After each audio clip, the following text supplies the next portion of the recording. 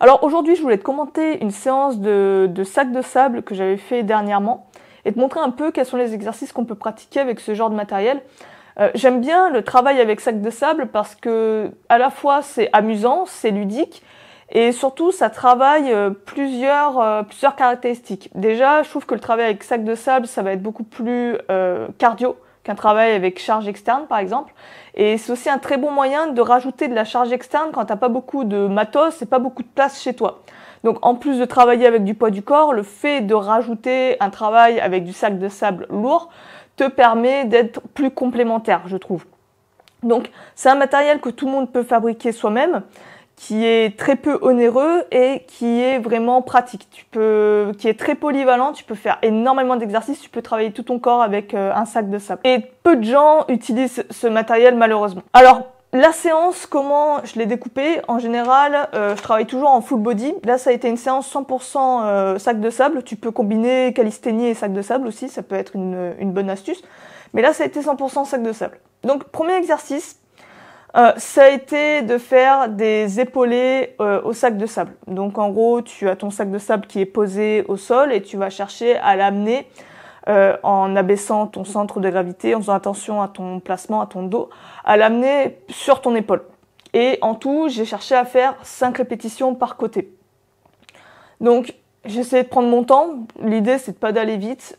C'est vraiment aussi de gérer aussi le cardio parce que ça monte vite et de gérer l'effort. Donc j'ai fait en tout 3-4 séries, il me semble, sur cet exercice-là. Et le temps de repos a été libre. Hein. J'ai pas cherché à chronométrer. Je prenais mon temps quand je sentais que c'était bon, que j'avais suffisamment récupéré. J'enchaînais avec le second exercice. Donc c'est un exercice qui va travailler un peu tout le corps. Tu vas avoir un travail sur les épaules, tu vas avoir un travail sur le dos, sur les abdos, sur les cuisses aussi, et aussi les ischios.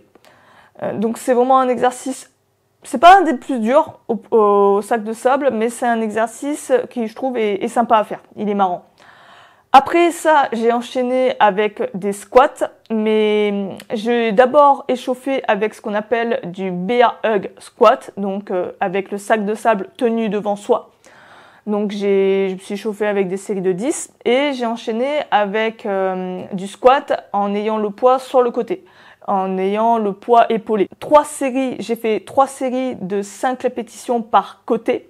Donc en gros, ce que je fais, c'est que je travaille une jambe après l'autre. Je fais ma première série sur une jambe, je me repose, je fais ma deuxième série et ainsi de suite. C'est un exercice, comme tu vois, où je ne vais pas monter énormément au niveau du nombre de répétitions, malgré que ce soit pas un sac de sable très lourd. Je crois qu'il fait 35 kg, il me semble. C'est quand même assez technique. Pareil, c'est pas tant les cuisses qui prennent. Là, tu vois aussi les faiblesses sur tes exercices, sur ta chaîne musculaire. Là, c'est pas tant les cuisses qui galéraient, c'était plus la chaîne des obliques, les abdominaux. Là, c'est vraiment un travail sur les obliques, un travail de stabilité du tronc qui est beaucoup plus sollicité. Donc ça te demande beaucoup plus de stabilité dans cette zone-là. Là où sur un squat classique, t'as pas vraiment ce problème. Et en fait, le fait que le poids soit instable et se balade un peu dans tous les sens permet de mettre au challenge tous ces petits muscles, tous ces muscles stabilisateurs qui n'ont pas vraiment besoin d'être recrutés quand tu es, on va dire, avec une barre classique, par exemple avec du matériel classique. Assez technique, mais qui travaille vraiment, qui tabasse bien les cuisses. Après ça, j'ai travaillé sur du military press. Donc, pour vraiment me concentrer sur le travail des épaules, j'ai décidé de surélever le sac de sable directement pour pas avoir non plus à m'abaisser, à l'épauler et après à faire une presse, un peu comme un travail d'haltérophilie. Là, je suis passée directement sur le travail sur l'épaulé et j'ai enchaîné mes répétitions. Là, j'ai fait pareil, du 3 à 4 séries, il me semble, de 3 répétitions. Il y a un petit côté grisant de pouvoir soulever une masse assez conséquente, hein, au-dessus de sa tête, tu vois. Donc, c'est assez confortable, t'as une certaine fierté, c'est une sensation que t'as pas avec, je trouve, avec des poids classiques. Le military press, au sac de sable, la difficulté, c'est la prise. Parce que là, t'as pas de poignet, t'as rien pour vraiment te tenir. Surtout que mon sac, il est en train de s'abîmer. Donc, au niveau du grip, c'est vraiment pas évident de trouver la bonne prise. Donc là, souvent, ce qui va pêcher, c'est peut-être ton grip. Donc là aussi, tu vois, tu as un travail du grip supplémentaire que tu n'aurais pas avec une barre, par exemple, ou des haltères. Donc là aussi, c'est ce qui fait que c'est un travail très intéressant. Pareil, il faut que tu apprennes à stabiliser le poids. Quand tu l'épaules, que tu t'assures que tu sois bien positionné avant de faire ta poussée. Et après, t'enchaînes tes répétitions. Pour finir après avec le military press, j'ai voulu tester du maintien, tout simplement en maintenant le poids au-dessus de ma tête le plus longtemps possible. J'ai dû faire une série de ça jusqu'à l'échec.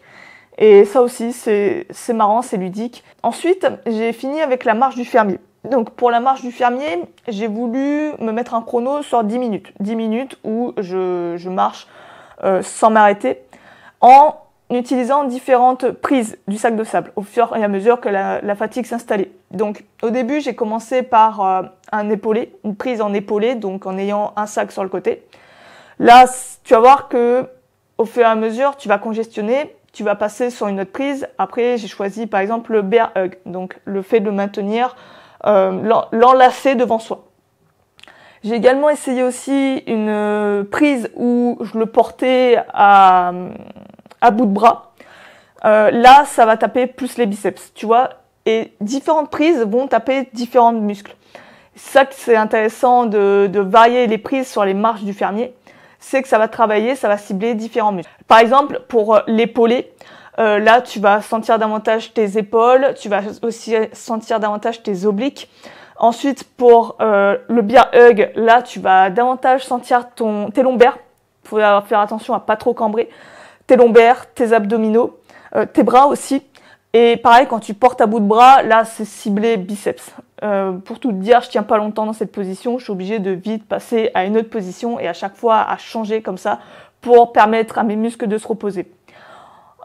Les jambes aussi, ça commence à taper à force de marcher pendant 10 minutes. Tu commences à avoir une petite fatigue au niveau des jambes, mais je pense qu'il faudrait marcher un peu plus longtemps pour vraiment sentir les guiboles. Ça va être surtout le haut du corps qui va congestionner avec la marche du fermier sur 10 minutes. Malheureusement, j'ai pas de plusieurs sacs de sable. C'est une erreur de ma part. Il faudrait que au moins j'ai un sac de sable plus lourd. Par exemple, pour la marche du fermier, ce sac de sable était un peu trop léger, tu vois. Et c'est pareil pour certains exercices, avoir peut-être quelquefois plus léger pour viser des gammes de reps un peu plus élevées. Mais en tout cas, c'est une petite séance que je t'invite à tester si tu as un sac de sable. Si même j'ai réussi à te donner envie avec cette vidéo de te fabriquer un sac de sable, ce sera pour moi une victoire. C'est vraiment un outil très old school, très rustre, tu vois. Et cette manière de s'entraîner vraiment à la vieille école, c'est ce que j'apprécie énormément. Et c'est un peu ce type de contenu que je partage sur la chaîne. Si tu connais pas, je t'invite vraiment à t'abonner, à regarder un peu les autres vidéos que je propose. Et combiner ça avec le poids du corps, pour moi, c'est royal. Donc n'hésite pas à le tester. Sur ce, moi je vais te laisser là-dessus. Je te dis à la prochaine. Prends soin de toi. À plus.